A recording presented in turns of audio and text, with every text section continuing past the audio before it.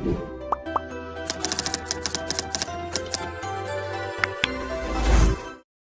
My lovely viewers, আসসালামু আলাইকুম। আমি ইয়াসমিন, কাশফুলস কিচেনে সবাইকে স্বাগত।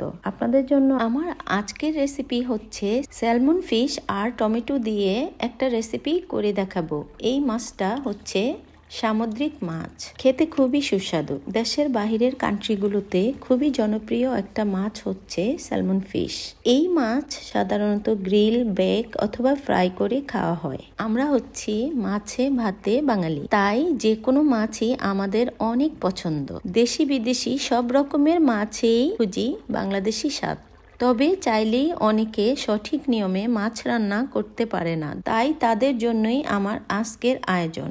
দারুণ স্বাদের এই নরম মাছ বাংলাদেশি ফ্লেভারে টমেটো দিয়ে রান্না করে নেব। তাছাড়া এই রেসিপিটা ফলো করে যে কোনো বড় মাছ যেমন রুই, কাতলা, বোয়াল, পাঙ্গাস, চিতল এই পদ্ধতিতে রান্না করে নেওয়া যাবে। খেতেও হবে সেরা স্বাদ।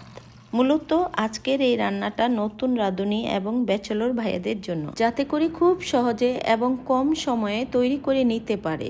এখানে 800 গ্রাম মাছ নিয়েছি। মাছগুলো ছোট ছোট পিস করে কেটে ধুয়ে পরিষ্কার করে পানি ঝরিয়ে নেব।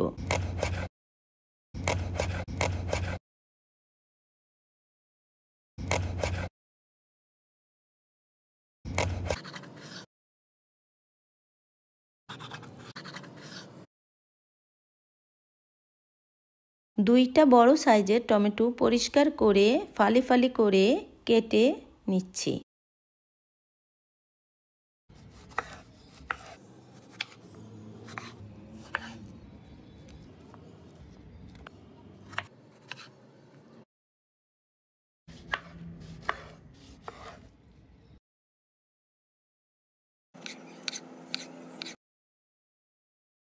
চা চামচের মতো লবণ এবং 1 চা চামচের মতো হলুদের গুঁড়া দিয়ে মাছগুলো ভালো করে সময় নিয়ে মাখিয়ে নিচ্ছি।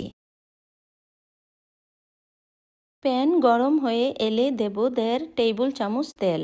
এই মাছ খুবই নরম এবং তেলতেলে, তাই অনেক বেশি তেল দেওয়ার প্রয়োজন নেই। মাছগুলো হালকা করে ভেজে নেব যাতে করে কষানোর সময় ভেঙে না যায়। চুলার আঁচ থাকবে মিডিয়াম হাই হিটে। এই মাছ খুবই টেস্টি, আমি প্রায় রান্না করে থাকি। আমার বাড়িতে সবাই খুব পছন্দ করে এই স্যালমন দিয়ে টমেটো ভুনা রেসিপিটা। উল্টিয়ে পাল্টিয়ে মাছগুলো হালকা করে ভেজে উঠিয়ে নেব।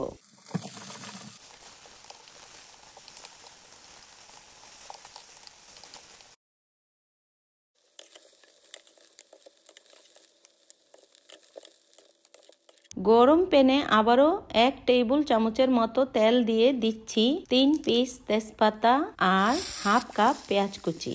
একটু নেড়ে চেড়ে পেঁয়াজগুলো হালকা নরম হলে দিচ্ছি 1/4 কাপ পানি। দেব 1 চা চামচ লবণ, 1 চা চামচ হলুদ গুঁড়া, 1 চা চামচ মরিচ গুঁড়া, 1 চা চামচ জিরা গুঁড়া, 1 চা চামচ ধনিয়া গুঁড়া আর 1 টেবিল চামচ আদা বাটা এবং 1 টেবিল চামচ রসুন বাটা। ভালো করে কষিয়ে দেব মাছগুলো।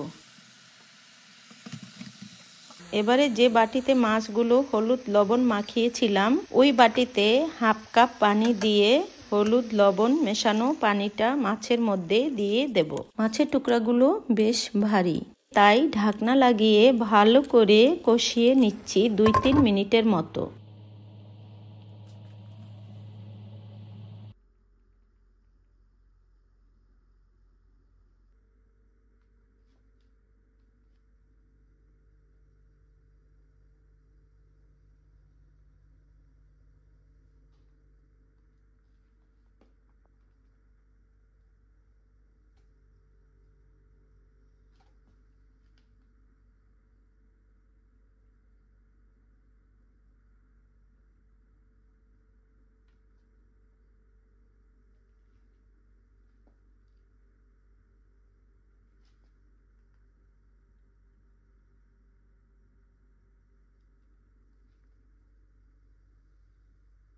এবারে ঢাকনা উঠিয়ে মাছগুলো উল্টিয়ে পাল্টিয়ে নেড়ে চেড়ে দেব।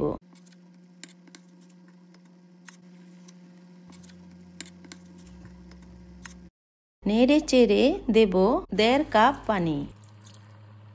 কেটে রাখা টমেটোগুলো দিয়ে দেব মাছের সাথে। টমেটো সেদ্ধ হয়ে টমেটো থেকে পানি বের হয়ে যাবে। দিচ্ছি মাঝখান থেকে ফালি করে রাখা 10-12টা কাঁচামরিচ। এতে করে মাছ থেকে খুব সুন্দর একটা ফ্লেভার আসবে। মরিচ আর লবণ আপনার স্বাদ মতো অ্যাডজাস্ট করে নেবেন। এবারে ঢেকে রেখে দেব 4-5 মিনিটের মতো, যাতে করে টমেটোগুলো সেদ্ধ হয়ে যায়। চুলার আঁচ থাকবে মিডিয়াম হাই হিটে। 5 মিনিট পর ঢাকনা উঠিয়ে টমেটো সেদ্ধ হয়ে টমেটো থেকে পানি বের হয়ে গিয়েছে।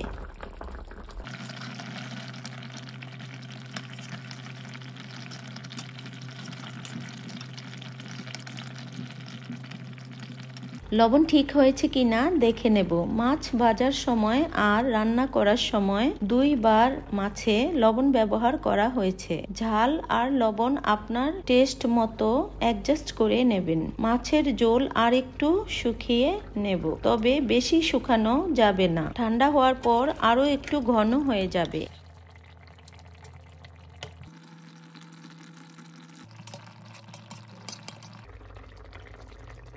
চাইলে কিছু ধনিয়া পাতা উপরে ছিটিয়ে দিতে পারেন, এতে স্বাদ অনেক বেড়ে যাবে। এই তো হয়ে গেল আমার গরম গরম নরম নরম খুবই ইয়ামি ফ্লেভারের টমেটো দিয়ে salmon curry.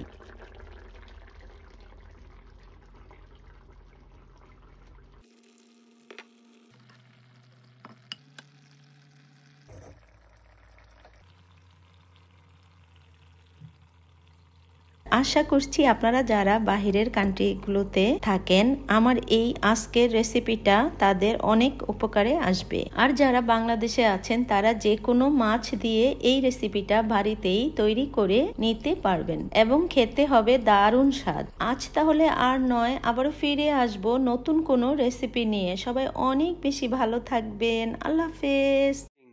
Mom, keep looking when cooking.